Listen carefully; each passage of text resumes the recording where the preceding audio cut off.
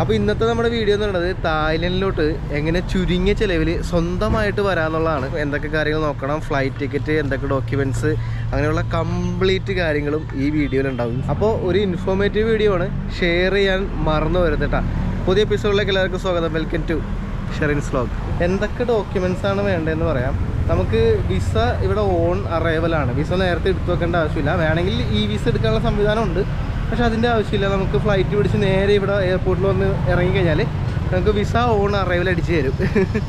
അപ്പോൾ എന്തൊക്കെ ഡോക്യുമെൻറ്റ്സാണ് മെയിൻലി വേണമെന്ന് വെച്ചാൽ നമുക്ക് പാസ്പോർട്ട് എന്തായാലും വേണമല്ലോ. പിന്നെ ട്രാവൽ ഇൻഷുറൻസ്, അത് സാധാരണ രീതിയിൽ പലരും ചോദിക്കാറില്ല, എയർപോർട്ടിലും ചോദിക്കാറില്ല. പക്ഷേ നിർബന്ധമായിട്ടും ട്രാവൽ ഇൻഷുറൻസ്, ഇപ്പോൾ ഈ തായ്ലാൻഡിലെ കേസാണെങ്കിൽ $20,000 വരുന്ന അത്ര എമൗണ്ടിൻ്റെ ഇൻഷുറൻസ് നിങ്ങൾക്ക് ഉണ്ടായിരിക്കണം.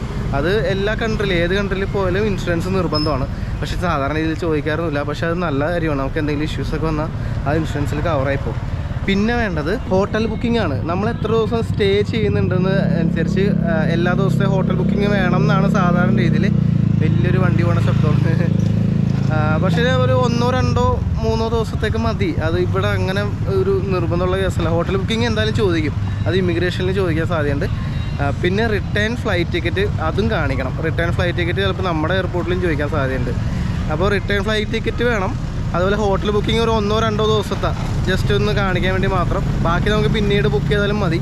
നമ്മളൊരു 3-4 ദിവസമാണെങ്കിൽ മാത്രം വരുന്നുണ്ടെങ്കിൽ നമുക്ക് അതിനനുസരിച്ച് നേരത്തെ പ്ലാൻ ചെയ്ത് ഏതൊക്കെ ഹോട്ടലാണെന്നുള്ളത് അത് ബുക്ക് ചെയ്ത് തന്നെ ഓൺലൈനിൽ തന്നെ ബുക്ക് ചെയ്യാമെന്നേ ഉള്ളൂ. അതിൻ്റെ ഡീറ്റെയിൽസ് ഞാൻ പറയാം ബാക്കി. അപ്പോൾ hotel booking, return flight ticket, travel insurance, പിന്നെന്താ പാസ്പോർട്ട്. അപ്പോൾ ഇത്രയും കാര്യങ്ങളാണ് മെയിൻലി വേണ്ടത്. പിന്നെ നമ്മൾ എയർപോർട്ടിൽ വരുന്ന സമയത്ത് വിസ ഓൺ അറൈവലാണെന്ന് ഞാൻ നേരത്തെ പറഞ്ഞല്ലോ. നമ്മൾ ഫ്ലൈറ്റ് ഇറങ്ങി കുറച്ച് മുന്നോട്ട് നടക്കുമ്പോൾ തന്നെ അവിടെ ഒരു ബോർഡ് കാണും, വിസ ഓൺ അറൈവൽ ഏത് ഭാഗത്തോട്ട് പോകണം എന്നുള്ളത്. അപ്പോൾ നമ്മൾ ആ ഒരു വഴിയിലോട്ട് പോകുമ്പോൾ അവിടെ ഫോമുകൾ വെച്ചിട്ടുണ്ടാവും. ആ ഫോം ഫില്ല് ചെയ്യണം. വിസ ഓൺ അറൈവലിൻ്റെ ഫോമുകൾ വെച്ചിട്ടുണ്ടാവും. ഇത് കുറച്ച് സമയം ലാഭിക്കാൻ വേണ്ടി ഞാനൊരു പരിപാടി പറഞ്ഞത് എന്താണെന്ന് വെച്ചാൽ, ഈ ഒരു ഫോം നമുക്ക് ഇൻ്റർനെറ്റിൽ നിന്ന് ഗൂഗിളിൽ നിന്ന് ഡൗൺലോഡ് ചെയ്യാൻ പറ്റും. അപ്പോൾ അത് ഡൗൺലോഡ് ചെയ്തിട്ട് അത് നേരത്തെ തന്നെ ഫില്ല് ചെയ്ത് വെച്ചാൽ അവിടെ ചെന്നിട്ട് സമയം കളയണ്ട. പിന്നെ എപ്പോഴും ഒരു പേന കയ്യിൽ വെക്കുന്നത് വളരെ നല്ലതാണ്. കാരണം ഇങ്ങനത്തെ ഫോമുകളൊക്കെ ഫില്ല് ചെയ്യേണ്ട ആവശ്യം നമുക്ക് എയർപോർട്ടിലുണ്ട്. പ്രത്യേകിച്ച് ഈ വിസ ഓൺ അറൈവൽ ഉള്ള കൺട്രിയിൽ ഇതുപോലെയൊക്കെ ചിലപ്പോൾ ആവശ്യം വരും. അപ്പോൾ ഒരു പേന എടുത്ത് കയ്യിൽ വെക്കുക. പറ്റുമെങ്കിൽ ആ ഫോം ഒന്ന് ഡൗൺലോഡ് ചെയ്തിട്ട് ഞാനതിൻ്റെ ഇത് കാണിക്കുന്നുണ്ട്. ഇതാണ് ഫോം. അപ്പോൾ ഈ ഒരു ഫോമൊന്ന് ഫില്ല് ചെയ്ത് നേരത്തെ വെച്ച് കഴിഞ്ഞാൽ നമുക്ക് എളുപ്പമാണ്. നേരെ കൊണ്ടുപോയി അവിടെ കൗണ്ടറിൽ കൊടുത്താൽ മതി. പാസ്പോർട്ടും ഈ ഒരു ഫോമും കൂടി കൗണ്ടറിൽ കൊടുത്താൽ മതി. ഈ ഫോമിനകത്ത് നമുക്ക് ഫോട്ടോ ഒട്ടിക്കേണ്ട ആവശ്യമുണ്ട്. അപ്പോൾ ഫോട്ടോ എന്ന് പറയുന്നത് 6x4 സൈസാണ്. അതായത് 6 നീളവും വീതി 4ഉമാണ്. നമ്മുടെ പാസ്പോർട്ട് സൈസ് ഫോട്ടോ കയ്യിലുണ്ടെങ്കിൽ അതും മതി. വൈറ്റ് ബാക്ക്ഗ്രൗണ്ട് വേണം. സാധാരണ രീതിയിൽ 6x4 ആ ഒരു ഫോമിന് ഒട്ടിക്കേണ്ടത്. ഒട്ടിക്കേണ്ട ആവശ്യമില്ല. അവിടെ ചെന്ന് കഴിഞ്ഞാൽ നിങ്ങൾക്ക് അവിടെ സ്റ്റാപ്ലർ ചെയ്ത് തരും. അവിടുത്തെ ആളവിടെ നിൽപ്പുണ്ടാവും, അത് പുള്ളിയെ സ്റ്റാപ്ലർ ചെയ്ത് തരും. അപ്പോൾ 6x4 ശരിക്കും സൈസ് വേണ്ടത്. അതിപ്പോൾ ഇല്ലെങ്കിലും നമ്മുടെ കയ്യിലിരിക്കുന്ന പാസ്പോർട്ട് സൈസ് ഫോട്ടോ കൊടുത്താലും മതി, വലിയ സീനില്ല. പക്ഷേ ആ ഫോട്ടോ നിർബന്ധമായിട്ടും കയ്യിലുണ്ടാവണം. ആ ഫോമിൽ അത് ഒട്ടിക്കുക അല്ലെങ്കിൽ ക്ലിപ്പ് ചെയ്യുകയോ ചെയ്യണം. ആ ക്ലിപ്പ് ചെയ്യാനുള്ള ആളവിടെ ഉണ്ടാവുന്നത് പ്രശ്നമല്ല. അപ്പോൾ ഒരു പേനയും ഈ ഒരു ഫോം അവിടെ കിട്ടും. പറ്റുമെങ്കിൽ ഡൗൺലോഡ് ചെയ്തിട്ട് പോയി കഴിഞ്ഞാൽ, ഡൗൺലോഡ് ചെയ്ത് ഫില്ല് ചെയ്ത് പോയി കഴിഞ്ഞാൽ നമുക്ക് സമയം ലാഭമുണ്ട്. പിന്നെ വേറൊരു കാര്യമുള്ളത്, ഈ എയർപോർട്ടിൽ നല്ല തിരക്ക് കാണും ഈ വിസ ഓൺ അറൈവലിൻ്റെ ഭാഗത്ത്. അപ്പോൾ ഇതൊക്കെ നേരത്തെ ഓടിച്ചെന്ന് ചെയ്യുന്നതാണ് കുറച്ചും കൂടി നല്ലത്. പെട്ടെന്ന് നമുക്ക് പുറത്തോട്ട് ഇറങ്ങണം എന്നുണ്ടെങ്കിൽ കുറച്ച് സ്പീഡപ്പ് ആക്കിയാൽ കാര്യമുള്ളൂ. ഫ്ലൈറ്റ് ഇറങ്ങിയിട്ട് കുറേ പേര് ഓടുന്ന കാണാം. ആദ്യമൊക്കെ എനിക്ക് മനസ്സിലായില്ല എന്താണ് ഇങ്ങനെ ഓടുന്നതെന്ന്. പിന്നെ മനസ്സിലായി, ക്യൂ നിന്നപ്പോൾ മനസ്സിലായി മണിക്കൂറുകളോളം ക്യൂ നിൽക്കേണ്ട അവസ്ഥ വന്നിട്ടുണ്ട്. പല സ്ഥലത്ത് പോകുമ്പോഴും പോയിട്ട് തിരിച്ച് ഇന്ത്യയിലോട്ട് വരുമ്പോഴും ആളുകൾ ഓടുന്നുണ്ടായിരുന്നു ഈ ഫ്ലൈറ്റ് ഇറങ്ങിയിട്ട്. ഞാൻ വിചാരിച്ചത് എല്ലാവരും ഓടുന്നത്. പിന്നെയാണ് മനസ്സിലായത് ഇമിഗ്രേഷനിൽ ക്യൂ ഉണ്ടാവും. ആ ക്യൂ പെട്ടെന്ന് കഴിയാൻ വേണ്ടിയിട്ടാണ് ആളുകൾ ഓടുന്നത്. അപ്പോൾ അതൊന്ന് ശ്രദ്ധിക്കണം, നല്ലതായിരിക്കും. പിന്നെ തായ്ലാൻഡ് വിസ ഓൺ അറൈവൽ എന്ന് പറയുന്നത് അതിന് പൈസയുണ്ട്. 2000 ബാത്താണ് അതിന് വരുന്ന റേറ്റ്. 2000 ബാത്ത് എന്ന് പറയുമ്പോൾ ഇന്ത്യൻ മണി ഏകദേശം ഒരു 4000-ന് മുകളിൽ വരും. അപ്പോൾ ആ ഒരു എമൗണ്ട് തായ് ബാത്തായിട്ട് തന്നെ നമ്മുടെ കയ്യിലുണ്ടായിരിക്കണം. അപ്പോൾ നമ്മൾ ഇന്ത്യയിൽ നിന്ന് തന്നെ വരുമ്പോൾ തായ് ബാത്ത് കുറച്ച് കയ്യിലുണ്ടായിരിക്കണം. കാരണം എയർപോർട്ടിൽ തായ് ബാത്ത് മാത്രമേ എടുക്കുകയുള്ളൂ, ഡോളർ എടുക്കില്ല, ഇന്ത്യൻ മണി എടുക്കില്ല. അപ്പോൾ അങ്ങനത്തെ കുറച്ച് പ്രശ്നമുണ്ട്. പിന്നെ വേറൊരു കാര്യമുള്ളത്, എയർപോർട്ടിൽ വരുന്ന സമയത്ത് ഓണറയിൽ വിസയുടെ കൗണ്ടറുകൾ കാണാമല്ലോ. ഫസ്റ്റ് കൗണ്ടർ എന്ന് പറയുന്നത് നോർമൽ ഒരു കൗണ്ടറാണ്, 2000 ബാത്ത് കൊടുക്കാം. പക്ഷേ നിങ്ങൾ എക്സ്ട്രാ ഒരു 200 ബാത്തും കൂടി കൊടുക്കുകയാണെങ്കിൽ, അതായത് 400 രൂപയുടെ അടുത്ത് വരും, 400-450 രൂപ വരും. അപ്പോൾ അത് കൊടുക്കുകയാണെങ്കിൽ നിങ്ങൾക്ക് ഫാസ്റ്റ് ട്രാക്ക് കൗണ്ടർ ഉണ്ട്. അത് ഈ 1, 2, 3 പേരുടെയൊക്കെ പാസ്പോർട്ട് ഒന്നിച്ച് അവിടെ കൊണ്ടുപോയി കൊടുത്താൽ മതി. മനസ്സിലായോ? അവരുടെ പേപ്പറും പാസ്പോർട്ട്, റിട്ടേൺ ടിക്കറ്റ് അങ്ങനെയുള്ള കാര്യങ്ങൾ ഒന്നിച്ചാക്കിയിട്ട് എല്ലാവരുടെയും കൂടി ഒന്നിച്ചാക്കി കൊണ്ട് ഒരു ഗ്രൂപ്പ് ട്രിപ്പൊക്കെ പോകുമ്പോഴേ ഒന്നിക്കുള്ള ആൾക്കാരുണ്ടെങ്കിൽ ഇതെല്ലാം കൂടി ഒറ്റ ആൾ തന്നെ ഈ പാസ്പോർട്ടൊക്കെ കളക്ട് ചെയ്തിട്ട് കൊണ്ടുപോയി അവിടെ കൊടുത്താൽ മതി. പക്ഷേ 200 ഭാഗത്ത് എക്സ്ട്രാ കൊടുക്കണം. ഫാസ്റ്റ് ട്രാക്കാണ്, പെട്ടെന്ന് വിസ അടിച്ച് തരും. അത് ആക്ച്വലി എനിക്ക് തോന്നുന്നത് അത് നല്ലൊരു കാര്യമാണ്. ഒരു 400 കേസേ ഉള്ളൂ, പക്ഷേ ഭയങ്കര തിരക്കായിരിക്കും ഈ എയർപോർട്ടുകൾ. അങ്ങനത്തെ ഒരു സൗകര്യം ഉപയോഗിക്കുന്നത് നല്ലതാണ്. പക്ഷെ തിരക്ക് നോക്കിയിട്ട്, തിരക്കില്ലെങ്കിൽ ചെയ്യേണ്ട ആവശ്യമില്ല. യെസ്, കുറേ പേരുണ്ട് ഇവിടെ. അങ്ങനെ വിസ ഓൺ അറൈവലിൽ കൗണ്ടർ ചെയ്യുന്നത് നമ്മുടെ പാസ്പോർട്ടിൽ വിസ അടിച്ച് തരും. അപ്പോൾ ആ വിസ അടിച്ച പാസ്പോർട്ടായിട്ട് നമ്മൾ നേരെ പോകേണ്ടത് ഇമിഗ്രേഷൻ കൗണ്ടറിലോട്ടാണ്. എന്നിട്ട് ഇമിഗ്രേഷനിൽ പോകുന്നു, നമ്മുടെ പാസ്പോർട്ട് കൊടുക്കുന്നു, അവിടെയും സീലടിക്കുന്നു, അത്രേ ഉള്ളൂ. പിന്നെ നമ്മൾ എയർപോർട്ടിൽ നിന്ന് പുറത്തേക്ക് ഇറങ്ങുന്നു, പിന്നെ ടാക്സി വിളിക്കുന്നു, പോകുന്നു.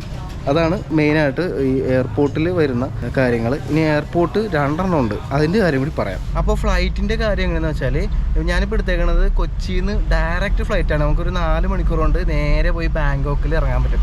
അത് തായ് എയർ ഏഷ്യയാണ്, എയർ ഏഷ്യയുടെ ഫ്ലൈറ്റാണ്. ഏകദേശം റേറ്റ് വരുന്നത് ഒരു 10,000 രൂപ മുതൽ മുകളിലോട്ട് വരും. എനിക്ക് 10,000 രൂപ കിട്ടി.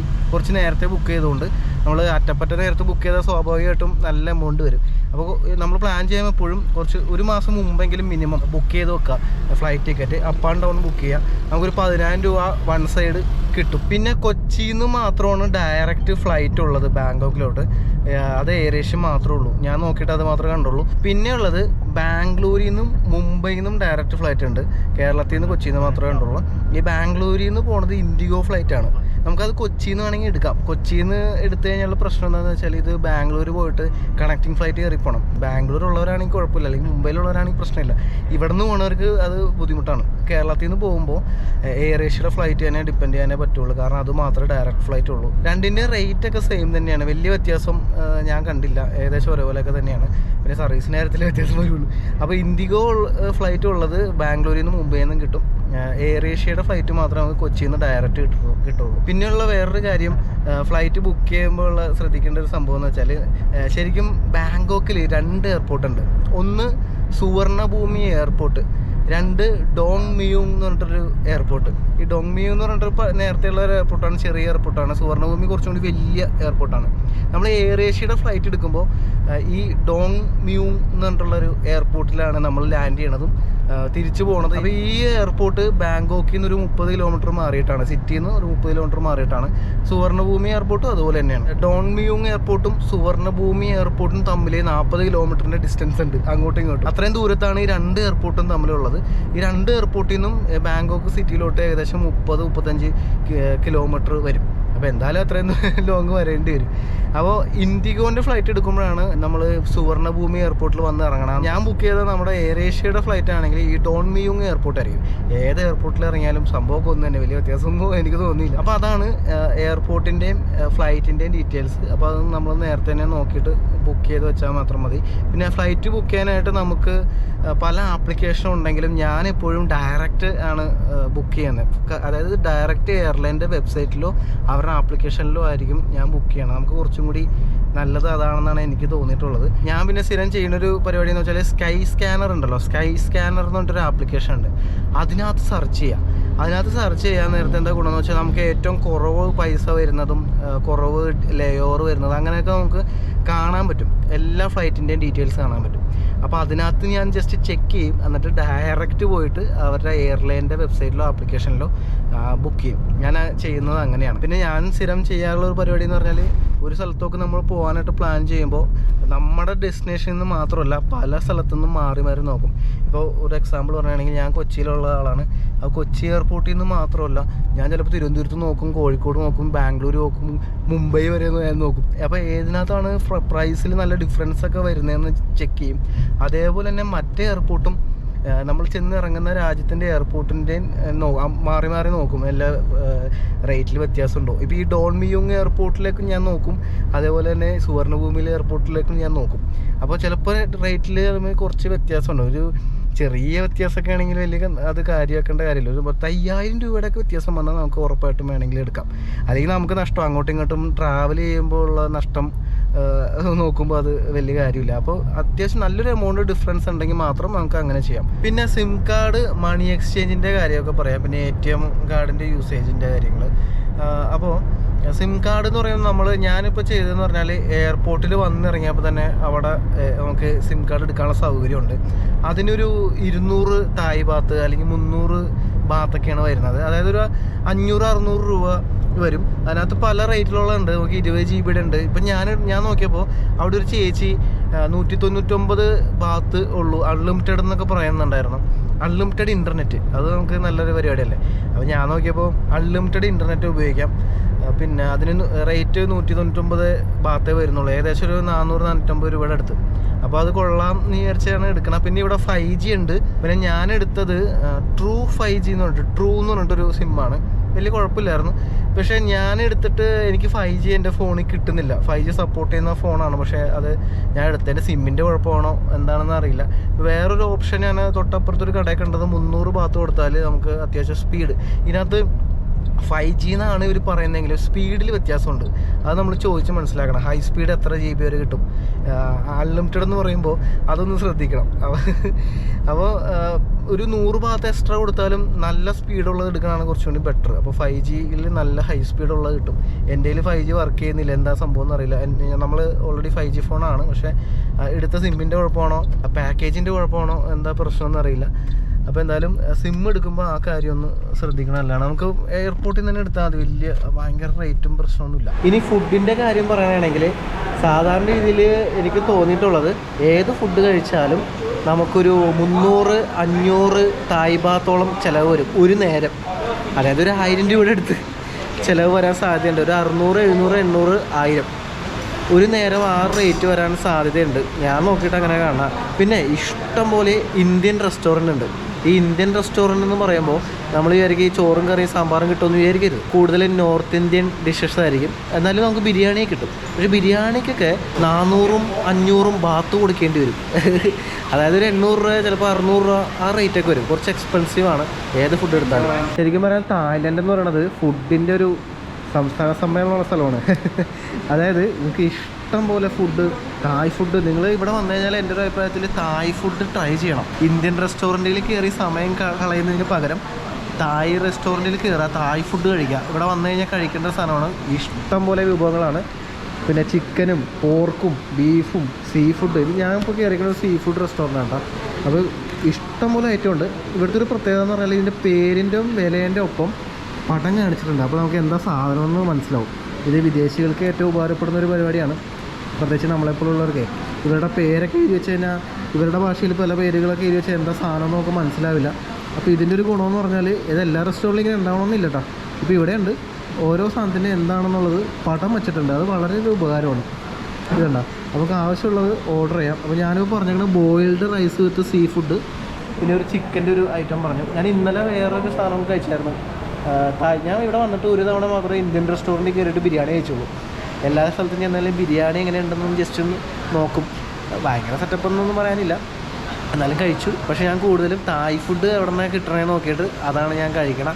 എന്തായാലും സംഭവം അടിപൊളിയാണ്. കുറച്ച് എക്സ്പെൻസീവാണ്. ഇപ്പോൾ ഇവിടെ ഞാൻ പറഞ്ഞ സാധനത്തിന് 300, ചിക്കൻ്റെ ഒരു സാധനം പറഞ്ഞാൽ അത് 300 ബാത്ത്, 2 ഐറ്റം പറഞ്ഞു. അപ്പോൾ 600 ബാത്തായി. 600 ബാത്ത് എന്ന് പറയുമ്പോൾ ഏകദേശം ഒരു 1000 സംതിങ് പൈസയായി, 1000 കൂടുതലായി. ഒരു നേരത്തെ ഫുഡാണ് നോക്കണം. പിന്നെ നമുക്ക് സ്ട്രീറ്റ് ഫുഡ് വേണമെങ്കിൽ കഴിക്കാം. അതാകുമ്പോൾ വില 100 രൂപ 150 രൂപയ്ക്ക് വരുള്ളൂ. ഞാൻ 2-3 ദിവസം സ്ട്രീറ്റ് ഫുഡാണ് കഴിച്ചത്. അപ്പോൾ സ്ട്രീറ്റിൽ ചെന്ന് കഴിഞ്ഞാൽ നമുക്ക് അത്യാവശ്യം കുഴപ്പമില്ലാത്ത വയറ് നിറയ്ക്കാനുള്ള എന്ന് പറയാൻ പറ്റുമെന്ന് അറിയില്ല, എന്നാലും വില കുറഞ്ഞ് നമുക്ക് ബഡ്ജറ്റിൽ കഴിക്കാം. ഇതേപോലെയുള്ള റെസ്റ്റോറൻറ്റിൽ കയറി കഴിഞ്ഞാൽ നമുക്ക് നല്ല എക്സ്പെൻസീവ് തന്നെയാണ്. പിന്നെ നല്ല കിടിലം മഴ പെയ്തുകൊണ്ടിരിക്കുകയാണ്. ഇന്ന് 2 ദിവസമായിട്ട്, ഞാൻ വന്ന 2 ദിവസമായിട്ട് ബാങ്കോക്ക് മൊത്തം ഹെവി റെയിനാണ്. ഒരു രക്ഷയില്ല. എല്ലാ സ്ഥലത്തേക്കും ആകെ കുറച്ച് ദിവസം വന്നുള്ളൂ. അപ്പോൾ ഇതുപോലെ റെയിൻ വന്നു കഴിഞ്ഞാൽ നമുക്ക് അങ്ങോട്ടും ഇങ്ങോട്ടും പോകാനും സ്ഥലങ്ങൾ കാണാനും പറ്റില്ല. അതൊരു വലിയൊരു പ്രശ്നമാണ്. കാശ് ഇത്രയും പൈസ മുടക്കി നമ്മൾ ചെറിയൊരു ഡേയ്സിൽ വരുമ്പോൾ കാലാവസ്ഥ അനുകൂലം അല്ലെങ്കിൽ പണി കിട്ടും. പിന്നെ ബാങ്കോക്കിൽ കാണാൻ എന്തൊക്കെയാണ് ഉള്ളതെന്ന് വെച്ചാൽ മെയിനായിട്ട് ഗ്രാൻഡ് പാലസ്, അത് കാണേണ്ട സംഭവം തന്നെയാണ്, നമ്മൾ നേരത്തെ കണ്ടു. അതുപോലെ തന്നെ ഫ്ലോട്ടിംഗ് മാർക്കറ്റും ഈ ടൈഗറിൻ്റെ സംഭവം, അത് നമുക്ക് സഫാരി പാർക്കിൽ പോയി കഴിഞ്ഞാൽ അവിടെയുണ്ട്. സഫാരി പാർക്ക് പോകേണ്ട ഒരു കാര്യം തന്നെയാണ്. അവിടെ ഏകദേശം 1000-1500 രൂപ ടിക്കറ്റിന് വരും. അവിടെ പോയി കഴിഞ്ഞാൽ ഡോൾഫിൻ്റെ ഷോ, പിന്നെ എലിഫൻറ്റ് ഷോ, ടൈഗറിൻ്റെ കൂടെയുള്ള ഫോട്ടോ എടുക്കല്, അങ്ങനെ കുറേ ബേഡ്സിൻ്റെ കുറേ പരിപാടി, അങ്ങനെ എല്ലാ സംഭവം. അപ്പോൾ സഫാരി പാർക്ക് പോയി കഴിഞ്ഞാൽ ഈ പറഞ്ഞ ഇവിടത്തെ ടൈഗറിൻ്റെ അടുത്ത് വരണമെന്നില്ല, അവിടെ ഉണ്ട്. അപ്പോൾ ഈ ടൈഗറിൻ്റെ സംഭവം പട്ടായയിലും ഉണ്ട്. അപ്പോൾ പല സ്ഥലത്തും ഈ ടൈഗർ പരിപാടി ഉണ്ട് കേട്ടോ. ടൈഗറിൻ്റെ ഒപ്പം കൂടെ നിന്ന് കടുവയുടെ ഒപ്പം ഫോട്ടോ എടുക്കുന്ന പരിപാടി അപ്പോൾ എല്ലായിടത്തും ഉണ്ട്. അപ്പോൾ നമുക്കത് സഫാരി പാർക്കിൽ പോകണമെങ്കിൽ എല്ലാവരും ഒറ്റയടിക്ക് നടക്കും. അത് ഏതെങ്കിലും ഒന്ന് എടുത്താൽ മതി. പിന്നെ ഈ ഫ്ലോട്ടിംഗ് മാർക്കറ്റൊക്കെ എന്തായാലും വിസിറ്റ് ചെയ്യേണ്ട ഒരു സംഭവം തന്നെയാണ്. അതുപോലെ ടെമ്പിൾസ് ഉണ്ട്. അപ്പോൾ ഇതൊക്കെയാണ് മെയിനായിട്ട് ബാങ്കോക്കിൽ കാണാനുള്ളത്. പിന്നെ ഈ ടാക്സിയുടെ കേസിൽ പറയാനുള്ളത്, നമുക്ക് ഓൺലൈൻ ടാക്സി കിട്ടും. അതായത് ഗ്രാബ് എന്ന് പറഞ്ഞിട്ടൊരു ആപ്ലിക്കേഷൻ ഉണ്ട്. ഗ്രാബ് നമ്മൾ ഇന്തോനേഷ്യ പോയപ്പോഴും അതൊക്കെ ഉപയോഗിച്ചായിരുന്നു. അപ്പോൾ അതിനകത്ത് നമുക്ക് 2 ഗുണമുണ്ട്. 3 ഗുണമുണ്ട്. ഒന്ന്, ഫുഡ് ഓർഡർ ചെയ്യാൻ പറ്റും. നമുക്ക് സ്വിഗ്ഗി സൊമാറ്റോ പോലെ ഈ ഗ്രാബിൽ തന്നെ ഫുഡ് കിട്ടും, ഫുഡ് ഓർഡർ ചെയ്ത് കഴിക്കാം. അതേപോലെ തന്നെ ഇതിനകത്ത് ബൈക്ക് ടാക്സി ഉണ്ട്. ബൈക്ക് ടാക്സിയാണ് ഏറ്റവും ചീപ്പായിട്ടുള്ളത്. നമുക്ക് 100 ബാത്തിനൊക്കെ ട്രാവൽ ചെയ്യാൻ പറ്റും അത്യാവശ്യം നല്ല ഇതിനകത്ത്. അതുകൂടാണ്ട് മറ്റേ ടാക്സിയും വിളിക്കാം. അപ്പോൾ കുറച്ച് ലോങ് ആണെങ്കിൽ ടാക്സി വിളിച്ചിട്ടേ കാര്യമുള്ളൂ. അപ്പോൾ അതിന് കുറച്ചും കൂടി പൈസ കുറവായിട്ടാണ് എനിക്ക് തോന്നിയത്. ഓൺലൈൻ വിളിക്കുമ്പോൾ നമ്മൾ ഡയറക്റ്റ് വിളിക്കുമ്പോൾ കുറച്ച് പൈസ കൂടുതലായിരിക്കും. പിന്നെ ഈ ചേട്ടനെ ഞാൻ ഇവിടെ പറഞ്ഞ് സെറ്റാക്കിയതാണ്. ഒരാളെ തന്നെ പിടിച്ച് പോയി കഴിഞ്ഞാൽ നമുക്ക് ഗുണമാണല്ലോ. നമുക്കാണെങ്കിൽ എന്നെ സംബന്ധിച്ച് എനിക്ക് കുറേ ഷൂട്ട് ചെയ്യാണ്ട്, വീഡിയോ എടുക്കാണ്ട്. അപ്പോൾ നമുക്ക് ഇങ്ങനെ ഒരു പെർമനൻ്റ് ആളുണ്ടെങ്കിൽ പണി നടക്കുള്ളൂ. ഇല്ലെങ്കിൽ ഓട്ടോ അലച്ചിലായിപ്പോൾ. ഇല്ലെങ്കിൽ ഇപ്പം ഞാനൊരു ജസ്റ്റ് ഒരു ട്രാവലർ മാത്രമായിട്ടാണ് വരുന്നതെങ്കിൽ എനിക്ക് ബൈക്ക് റെൻറ്റിനെടുത്ത് അങ്ങ് പോയാൽ മതി, വലിയ സീനില്ല. പക്ഷെ നമുക്ക് കണ്ടൻറ്റ് ക്രിയേറ്റ് ചെയ്യുന്ന ആവശ്യമുള്ളത് കൊണ്ട് നമുക്ക് ഇതുപോലെയുള്ള കാര്യങ്ങൾ ചെയ്യേണ്ടി വരും. അപ്പോൾ കുറച്ച് എക്സ്പെൻസ് കൂടുതലായിരിക്കും. അപ്പോൾ ടാക്സി ഗ്രാബ് ഓൺലൈനിൽ ബുക്ക് ചെയ്ത് കഴിഞ്ഞാൽ നമുക്ക് എവിടെ പോകണം, ഏത് പാതിരാക്കും ടാക്സി. പിന്നെ ഈ പട്ടായയിലേക്കുള്ള ലോക്കൽ ടാക്സിക്കാർ പറ്റിക്കാൻ സാധ്യത കൂടുതലാണ്. അവർ റേറ്റ് കൂടുതൽ മേടിക്കും. ഒരു 2 കിലോമീറ്ററൊക്കെ യാത്ര ചെയ്യാൻ വേണ്ടിയിട്ട് അവർ 100-150 ബാത്ത് മേടിക്കും. 100 ബാത്ത് എന്ന് പറയുമ്പോൾ 200-250-300 രൂപ മേടിക്കും 2 കിലോമീറ്റർ. എന്നാൽ അത് ഗ്രാബിലാണെങ്കിൽ നിങ്ങൾക്ക് ചിലപ്പോൾ 50 ബാത്തോ അല്ലെങ്കിൽ 20-25-30 ബാത്തൊക്കെ കൊടുത്താൽ മതി, സിമ്പിളായിട്ട് പോകാം. മനസ്സിലായി? അപ്പോൾ അങ്ങനെ കുറേ സംഭവമുണ്ട്. ഇനി ഹോട്ടൽ ബുക്കിങ്ങിൻ്റെ കാര്യം. ഹോട്ടൽ ബുക്ക് ചെയ്യാനായിട്ട് നമുക്ക് പരിചയമായിട്ടുള്ള ഏതെങ്കിലും ഒരു ആപ്ലിക്കേഷൻ ഉപയോഗിക്കാം. അഗോഡ കുഴപ്പമില്ല, ഗോയിബോ അല്ലെങ്കിൽ മേക്ക് മൈ ട്രിപ്പ്, പിന്നെ അങ്ങനെ ഒരുപാട് ആപ്ലിക്കേഷൻ ഉണ്ടല്ലോ. അത് എല്ലാ ആപ്ലിക്കേഷനിലും നോക്കിയിട്ട് നമുക്ക് ബെറ്റർ ഏതാണോ എന്നുള്ളത് നോക്കിയിട്ട് നമുക്ക് വേണമെങ്കിൽ എടുക്കാവുന്നേ ഉള്ളൂ. ഒരു നല്ല ഹോട്ടൽ റൂം എന്ന രീതിയിൽ പറയാനാണെങ്കിൽ റേറ്റ് വരുമ്പോൾ എനിക്ക് തോന്നുന്നു ഒരു 2000 മുതൽ 2000 ഇന്ത്യൻ മണി, 2000, 2500, 3000 അതിന് മുകളിലോട്ടാണ് റേറ്റ് വരുന്നത്. അത്യാവശ്യം നല്ലതാണെങ്കിൽ. നിങ്ങൾക്കിപ്പോൾ ഏറ്റവും ബഡ്ജറ്റായിട്ടാണ് വേണമെങ്കിൽ അതിനുള്ള ഹോട്ടലും ഉണ്ട്. പിന്നെ ഈ ഹോസ്റ്റലും ഇവിടെ അവൈലബിൾ ആണ്. അതായത് 300, 350, 450 റേറ്റ് വരുന്ന ഹോസ്റ്റൽസ് ഇല്ലേ, അതുണ്ട്. അതാണെങ്കിലും അത്യാവശ്യം ഈ സോളോ ട്രാവൽ ചെയ്യുന്നവർക്ക് അങ്ങനത്തെ ഉള്ളത് നല്ലതാണ്. പക്ഷെ ഫാമിലി ആയിട്ടൊക്കെ പോകുമ്പോൾ നമുക്ക് ഹോസ്റ്റലിൽ പറ്റില്ലല്ലോ. അപ്പോൾ അത്യാവശ്യം നല്ലൊരു റൂം, നമ്മളൊരു ഫാമിലി ആയിട്ടാണ് പോകണമെങ്കിൽ നല്ലൊരു റൂം കിട്ടാനായിട്ട് നിങ്ങൾക്ക് 2000 മുതൽ 2000, 2500, 3000 ഈ ഒരു റേഞ്ച് കാറ്റഗറി റേറ്റ് വരും. ഈ ഒരു റേറ്റിലുള്ള ഹോട്ടൽസ് എടുക്കുമ്പോഴാണ് കുറച്ചും കൂടി വൃത്തിയുള്ളത്. ഞാനെപ്പോഴും ഈ വൃത്തിയുടെ കാര്യത്തിൽ കുറച്ച് ഇതുള്ളത് കൊണ്ട് എനിക്ക് നല്ല ടോയ്ലറ്റും ഒക്കെ വേണം, അല്ലെങ്കിൽ പാടാം. അപ്പോൾ അതുകൊണ്ട് ഞാൻ അത്യാവശ്യം നല്ലത് എടുക്കുന്നത് അതുകൊണ്ടാണ്. അപ്പോൾ അതുകൊണ്ടാണ് ഈ 2000 ഇത്രയും രൂപയൊക്കെ വരുന്നത്. ഞാൻ ബാങ്കോക്കിൽ ഞാൻ താമസിച്ച ഹോട്ടലിന് 1700 രൂപയാണ് വന്നത്. അത് 2 ദിവസം കുത്തിയിരുന്ന് സെർച്ച് ചെയ്ത് കിട്ടിയതാണ്. കുറേ നേരം കുത്തിയിരുന്ന് സെർച്ച് ചെയ്ത് കിട്ടിയ സംഭവമാണ്. 1700 രൂപക്ക് എനിക്ക് ബ്രേക്ക്ഫാസ്റ്റ് അടക്കമുള്ള റൂം കിട്ടി. നല്ല കിട്ടിയൊരു ഹോട്ടലാണ്. പക്ഷേ ആ റേറ്റ് എപ്പോഴും ആവണമെന്നില്ല. ഈ റേറ്റൊക്കെ എപ്പോഴും ഇങ്ങനെ മാറി മറിഞ്ഞുകൊണ്ടിരിക്കും. ഞാൻ നേരത്തെ പറഞ്ഞില്ല, ഞാൻ എപ്പോഴും വലിയൊരു ലക്ഷറി പോകാൻ എനിക്കിഷ്ടമല്ല, അല്ലെങ്കിൽ ഏറ്റവും ബഡ്ജറ്റ് പോകാൻ എനിക്കിഷ്ടമല്ല. ഞാനൊരു മീഡിയം ലെവലേ പോകുള്ളൂ എപ്പോഴും, അത് എന്ത് കാര്യത്തിലാണെങ്കിലും. അപ്പോൾ ഹോട്ടലിൻ്റെ കേസ് അതാണ്. നമുക്ക് നേരത്തെ തന്നെ ബുക്ക് ചെയ്യുക, പോകുന്നതിന് മുമ്പ് ബുക്ക് ചെയ്യുക. കാരണം അത് എയർപോർട്ടിൽ ചോദിക്കും അപ്പോൾ ഹോട്ടൽ ബുക്കിങ്. പിന്നെ തായ്ലാൻഡിൽ വന്നു കഴിഞ്ഞാൽ ഏതൊക്കെ സ്ഥലങ്ങൾ കാണാം, അങ്ങോട്ടേക്ക് എങ്ങനെയൊക്കെ പോകാം. അപ്പോൾ അതിനെക്കുറിച്ച് പറയുമ്പോൾ മെയിനായിട്ട് കാണാനുള്ളത് ഫസ്റ്റ് പട്ടായ പറയാം. പട്ടായയിൽ നമുക്ക് മെയിനായിട്ട് കാണാനുള്ളത് ഈ വാക്കിംഗ് സ്ട്രീറ്റാണ്. അതല്ലാണ്ട് ഭയങ്കര സംഭവം പട്ടായയിലുണ്ടെന്ന് എനിക്ക് തോന്നിയില്ല. ഈ വാക്കിംഗ് സ്ട്രീറ്റും വൈകുന്നേരത്തെ ആംബിയൻസും നൈറ്റ് ഫുഡ്, അതായത് നൈറ്റ് സ്ട്രീറ്റ് ഫുഡ്, ഇതൊക്കെയാണ് മെയിനായിട്ട് പട്ടായയിലുള്ളത്. പിന്നെ വേറെ പല കാര്യങ്ങളും ഉണ്ട്, അറിയാലോ, സെക്സ് ടൂറിസത്തിന് പേര് കേട്ട സ്ഥലമാണ്. ലൈവ് ഷോ ഒക്കെ ഉണ്ട്. നമ്മൾ ഇതിലേ കൂടി ഇങ്ങനെ നടക്കാൻ നേരത്ത് ഇതിൻ്റെ ലൈവ് ഷോ ഉണ്ടെന്ന് എൻ്റെ പോലെ, ഇതൊക്കെ എന്താണ് ഇങ്ങനെയുള്ള. അപ്പോൾ അങ്ങനെ ഉണ്ടെന്ന് പറഞ്ഞിട്ട് നമ്മൾ കുറേ പേര് അപ്രോച്ച് ചെയ്യും, ലൈവ് ഷോ കാണാം. അപ്പോൾ എന്താ കാണുകയെന്ന് എനിക്കറിയില്ല. അപ്പോൾ അതിന് റേറ്റൊക്കെ അത്യാവശ്യം നല്ല റേറ്റ് ഉണ്ട് കേട്ടോ. 1000 ബാത്തൊക്കെയാണെന്ന് തോന്നുന്നു. അത്രയും റേറ്റൊക്കെ അവർ പറയുന്നുണ്ട്. അങ്ങനത്തെ ലൈവ് ഷോ ഒക്കെ ഉണ്ടെന്ന് പറയുന്നുണ്ട്. താഴെയുള്ളവർക്ക് പൊക്കോ, ഇത് ഇങ്ങനത്തെ സ്ഥലമാണല്ലോ. പിന്നെ പട്ടായയിൽ നിന്ന് കോറൽ ഐലൻഡ് എന്ന് പറഞ്ഞിട്ടൊരു തൊട്ടടുത്തൊരു ഐലൻഡ് ഉണ്ട്, അങ്ങോട്ടേക്ക് വേണമെങ്കിൽ പോവാം. പിന്നെ മെയിനായിട്ടുള്ളത് ടെമ്പിളുണ്ട്, പിന്നെ അല്ലറ കുറച്ച് കടകൾ, അങ്ങനെയൊക്കെയാണ് മെയിനായിട്ട് ഈ പട്ടായയിലുള്ളത്. മെയിൻ സംഭവം ഈ വാക്കിംഗ് സ്ട്രീറ്റാണ്. അപ്പോൾ എൻ്റെ ഒരു അഭിപ്രായത്തിൽ ഒരു നൈറ്റ് താമസിച്ചാൽ മതി എന്നാണ് എനിക്ക് തോന്നണത്. താല്പര്യമുള്ളവർക്ക് കൂടുതൽ നിൽക്കാം. മെയിനായിട്ട് കാണാനുള്ള ഒരു രീതിയിൽ ഒരു നൈറ്റ് നിന്നാൽ മതി. പക്ഷെ രാവിലെ ജസ്റ്റ് ഈ വാക്കിംഗ് സ്ട്രീറ്റ് ഒരു 7 മണി കഴിയാണ്ട് അവിടെ ഒരു സംഭവം ഉണ്ടാവില്ല കേട്ടോ. വൈകുന്നേരം 7 മണി തൊട്ട് രാത്രി ഒരു 12 മണി വരെ ഉണ്ടാവുള്ളൂ ഈ വാക്കിംഗ് സ്ട്രീറ്റും പിന്നെ ഈ സ്ട്രീറ്റ് ഫുഡ് സംഭവങ്ങളൊക്കെ. ഒരു 12 മണിയാകുമ്പോഴേക്കും എല്ലാം അടച്ചു തുടങ്ങും. അപ്പോൾ അത്രയും നേരം മാത്രമേ അവിടെ ആക്റ്റീവായിട്ടുള്ളൂ. പകൽ വേണമെങ്കിൽ നമുക്ക് മറ്റേ കോറൽ ഐലൻഡ് പോലുള്ള സ്ഥലത്തൊക്കെ ജസ്റ്റ് ഒന്ന് പോയിട്ട് വരാം. പിന്നെ അവിടെ 2-3 ടെമ്പിളും കാര്യങ്ങളൊക്കെ ഉണ്ട്. അതൊക്കെ ജസ്റ്റ് പട്ടായയിൽ കാണാം. പിന്നെ പട്ടായയിലോട്ട് പോകാനായിട്ട് നമുക്ക് ബസ് കിട്ടും. നമുക്ക് ബാങ്കോക്കിൽ നിന്ന് ബസ് കിട്ടും, അതുപോലെ എയർപോർട്ടിൽ നിന്ന് ബസ് കിട്ടും. അതല്ലെങ്കിൽ നമുക്ക് റെൻറ്റിന് ബൈക്ക് എടുത്ത് പോകാം. പക്ഷേ ലൈസൻസിൻ്റെ ഒരു ഇഷ്യൂ ഉണ്ടാവും, എന്നാലും പലരും പോകുന്നുണ്ട്, അത് വലിയ വിഷയമല്ല. അല്ലെങ്കിൽ ഷെയർ ചെയ്ത് പോകുന്ന വാനുകളില്ല, പല വാനുകളുണ്ട്, അത് ഷെയർ ടാക്സി പോലെ ഓടുന്നുണ്ട്, അങ്ങനെയും പോവാം. അപ്പോൾ അങ്ങനെ ട്രാൻസ്പോർട്ടേഷൻ ഉണ്ട്. അതുപോലെ തന്നെ എയർപോർട്ടിൽ നിന്ന് നമ്മൾ ബാങ്കോക്കിലോട്ട് വരണമെങ്കിലും നമുക്ക് ബസ് കിട്ടും. ബസ്സിന് വേണമെങ്കിൽ വരാം. ടാക്സി വേണമെങ്കിൽ നമുക്ക് എല്ലാ എയർപോർട്ടിലും പുറത്ത് ടാക്സി ഉണ്ടാവും, ടാക്സി വിളിച്ച് വരാം. പിന്നെ അതുപോലെ തന്നെ അത്യാവശ്യം നല്ല ചൂടാണ് രാവിലെ സമയത്തൊക്കെ. അപ്പോൾ സൺസ്ക്രീൻ എടുത്താൽ നല്ലതാണ്. ഞാൻ സാധനം കൊണ്ടുവന്നെങ്കിലും തേക്കാൻ മറന്നു പോകും. അതുകൊണ്ട് കരിഞ്ഞൊരു വഴിയായിട്ടുണ്ട്. മറ്റേ ഇതായിരിക്കും, മറ്റേ ടാനായി പോകും, കരിഞ്ഞു പോകും നമ്മൾ. ഭയങ്കര ചൂടാണ്. അപ്പോൾ സൺസ്ക്രീൻ ഉണ്ടെങ്കിലും കൊണ്ടുവന്നാലും തേക്കാൻ മറക്കരുത്. ഞാൻ മറന്നു പോകും എപ്പോഴും. നമ്മൾ ഈ ചാറ്റ് ചെയ്യാനും മെസ്സേജ് അയക്കാനും ഒക്കെ കൂടുതലായിട്ട് ഉപയോഗിക്കുന്നത് വാട്സാപ്പാണല്ലോ. അതേപോലെ ഇവിടെയുള്ള ആൾക്കാർ തായ് പീപ്പിൾ എനിക്ക് തോന്നുന്നു കൂടുതൽ ഉപയോഗിക്കുന്നത് ലൈൻ എന്ന് പറഞ്ഞിട്ടുള്ള ആപ്ലിക്കേഷനാണ്. വാട്സാപ്പ് ഉപയോഗിക്കുന്നവരുണ്ട്, പിന്നെ സിംഗിളൊക്കെ ഉപയോഗിക്കുന്നവരുണ്ട്, സിഗ്നൽ ഉപയോഗിക്കുന്നവരുണ്ട്. എന്നാലും കൂടുതലും ലൈൻ എന്ന് പറഞ്ഞിട്ടുള്ള ആപ്ലിക്കേഷനാണ് ഇവർ കൂടുതൽ ഉപയോഗിക്കണമെന്നാണ് എനിക്ക് തോന്നിയിട്ടുള്ളത്. അതെന്ന് പറഞ്ഞാൽ ഈ ജപ്പാൻകാരുടെ ആപ്ലിക്കേഷനാണ് ലൈൻ എന്ന് പറഞ്ഞാൽ. നമ്മൾ വാട്സാപ്പ് ഉപയോഗിക്കുന്ന പോലെ തന്നെ. അപ്പോൾ ഈ ഒരു വീഡിയോ എന്ന് പറയുന്നത് തായ്ലൻഡിലെ കുറിച്ചുള്ളതായിരുന്നു. തായ്ലൻഡിലെ ഏറ്റവും സിമ്പിളായിട്ട് നമുക്ക് എങ്ങനെ വരാം, എന്തൊക്കെ കാര്യങ്ങൾ എന്നുള്ള എല്ലാ ഇൻഫർമേഷൻ ഇതിനകത്ത് ഉണ്ടെന്ന് ഞാൻ തോന്നുന്നു. എന്തെങ്കിലും ഡൗട്ട് ഉണ്ടെങ്കിൽ നിങ്ങൾക്ക് കമൻറ്റിൽ ചോദിച്ചു കഴിഞ്ഞാൽ നമുക്ക് റിപ്ലൈ ആയിട്ട് തരാം.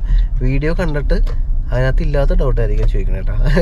വീഡിയോൻ്റെ തുടക്കം മാത്രം കണ്ടിട്ട് ഫുൾ ഡീറ്റെയിൽ ചോദിച്ചു കഴിഞ്ഞാൽ ഞാൻ പറഞ്ഞു തരില്ല. വീഡിയോ കണ്ടിട്ട് വരാനേ ഞാൻ പറയുള്ളൂ, പാടുപെട്ട് ചെയ്യണമാണ്.